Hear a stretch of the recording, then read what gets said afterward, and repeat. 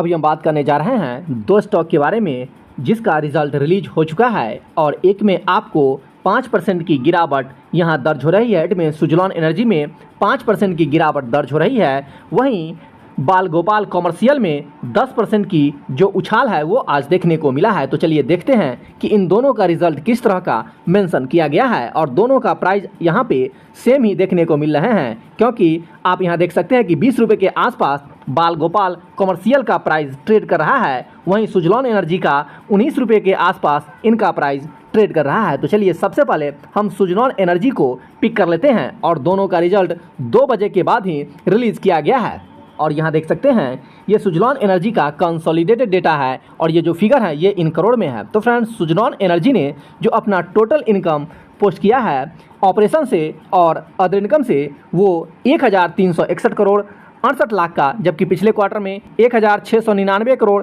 96 लाख का था। जबकि पिछले ईयर जून क्वार्टर में सुजलॉन ने जो अपना टोटल इनकम पोस्ट किया था वो 1383 करोड़ 47 लाख का। तो फ्रेंड्स, यहाँ आप देख सकते हैं कि इनका जो इनकम है वो क्वार्टर वाइज में कंपेरिजन करते हैं तो यहाँ पे गिरावट कंपनी ने दर्ज किया है। और अगर आप ईयरली वाइज भी देखते हैं तो भी यहाँ पे इनके इनकम में गिरावट दर्ज हुई है। इसके अलावा अगर एक्सपेंस की चर्चा करते हैं तो इस क्वार्टर में 1268 करोड़ 80 लाख का इन्होंने एक्सपेंस पोस्ट किया है, जबकि पिछले क्वार्टर में 1628 करोड़ 39 लाख का टोटल एक्सपेंस पोस्ट किया था। जबकि पिछले ईयर जून क्वार्टर में इनका टोटल एक्सपेंस था 1376 करोड़ 26 लाख का। तो यहाँ पे इनका जो एक्सपेंस है वो क्वार्टर वाइज और ईयरली वाइज में भी डिक्रीज करते हुए यहाँ दिख रही है। इसके अलावा अगर इनके नेट प्रॉफिट की चर्चा करते हैं तो इनका नेट प्रॉफिट बहुत हद तक गिर चुका है और इस क्वार्टर में सिर्फ और सिर्फ 100 करोड़ का इन्होंने अपना नेट प्रॉफिट पोस्ट किया है। जबकि पिछले क्वार्टर में इनका जो नेट प्रॉफिट था वो 319 करोड़ के पार चला गया हुआ था। जबकि अगर पिछले ईयर जून क्वार्टर की बात करेंगे तो पिछले ईयर जून क्वार्टर में इनका जो नेट प्रॉफिट था वो 2432 करोड़ को भी क्रॉस कर चुका था। तो फ्रेंड्स, यहाँ अगर इस हिसाब से आप कंपेरिजन करते हैं क्वार्टर ऑन क्वार्टर तो यहाँ पे 219 करोड़ का जो बहुत बड़ी गिरावट है वो यहाँ देखने को मिल रही है। और अगर आप कंपेरिजन करते हैं पिछले ईयर जून क्वार्टर से तो यहाँ पे 2300 करोड़ से भी ज़्यादा का जो गिरावट है वो सुजलॉन एनर्जी ने दर्ज किया है। तो फ्रेंड्स, एक सवाल जरूर अराइज होता है कि सुजलॉन एनर्जी ने जो अपना टोटल इनकम पिछले ईयर जून क्वार्टर में सिर्फ और सिर्फ 1400 करोड़ के आसपास ही इन्होंने इनकम जनरेट किया था, तो फिर नेट प्रॉफिट 2400 करोड़ को भी क्रॉस कैसे कर गया है। तो फ्रेंड, इसका सबसे बड़ा रीजन ये है कि सुजलॉन एनर्जी ने अपने पिछले ईयर जून क्वार्टर में एक्सेप्शनल आइटम से 2469 करोड़ का इन्होंने अपना इनकम में बढ़ोतरी दर्ज किया था। इसी का परिणाम है कि इनका जो नेट प्रॉफिट है वो 2400 करोड़ को भी पिछले ईयर जून क्वार्टर में क्रॉस कर गई थी। लेकिन देखने की बात यह है कि ये कंपनी अपने कोर बिजनेस में कितना इंप्रूवमेंट दिखाई है, क्योंकि अगर किसी कंपनी का कोर बिजनेस स्ट्रांग है तो फिर सोचने की आवश्यकता नहीं है, कंपनी आने वाले समय में अच्छा जरूर करने वाली है। तो चलिए इनके कोर बिजनेस को भी हम लोग एक नज़र देख लेते हैं। तो फ्रेंड्स, यहाँ देख सकते हैं कि विंड टर्बाइन में इन्होंने जो अपना इनकम जनरेट किया है वो 803 करोड़ का किया है, जबकि पिछले क्वार्टर में 1117 करोड़ का था और पिछले ईयर इसी क्वार्टर में, इसमें जून क्वार्टर में 831 करोड़ से भी ज़्यादा का था। तो फ्रेंड्स, यहाँ पे इनका जो कोर बिजनेस है उसमें गिरावट दर्ज हुई है।